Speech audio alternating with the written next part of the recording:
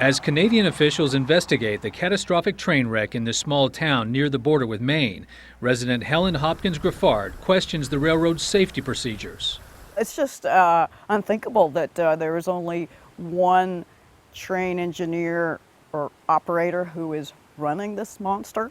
How can there only be one? Emergency crews have set up booms to capture oil that is contaminating the nearby Chartier River. Last month, a rail pierced a tanker and spilled 3,400 gallons of oil into a nearby field. This is the fourth train accident involving crude oil shipments in Canada this year. The amount of crude oil traveling by rail in North America has increased from 9,500 cars in 2008 to more than 233,000 last year.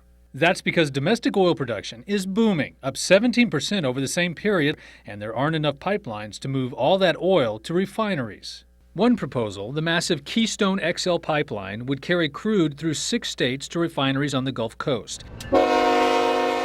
But there's so much oil being extracted, it won't reduce the hundreds of tank cars rolling through towns like Glasgow, Montana every day. Valley County Commissioner Bruce Peterson says oil transported by rail or pipeline both have their downside. Someday this Keystone, I'm sure, is going to spring a leak someplace, but anything that's man-made has never been perfect, and the people who want a perfect system then are on the wrong planet, I think.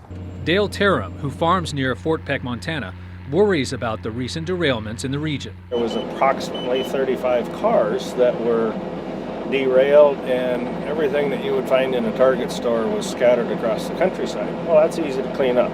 Bulldozers and a big pit to the landfill, you can clean that up. What do you do when you dump 37 cars of oil?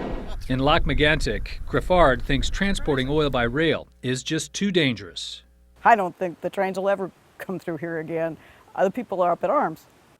The American owners of the derailed train in Quebec, the Montreal, Maine and Atlantic Shortline Railway, did not respond to a CBS News request for comment. Publicly, they blamed the engineer for failing to set the brakes on the train, which came from North Dakota. Jim. Don, thank you.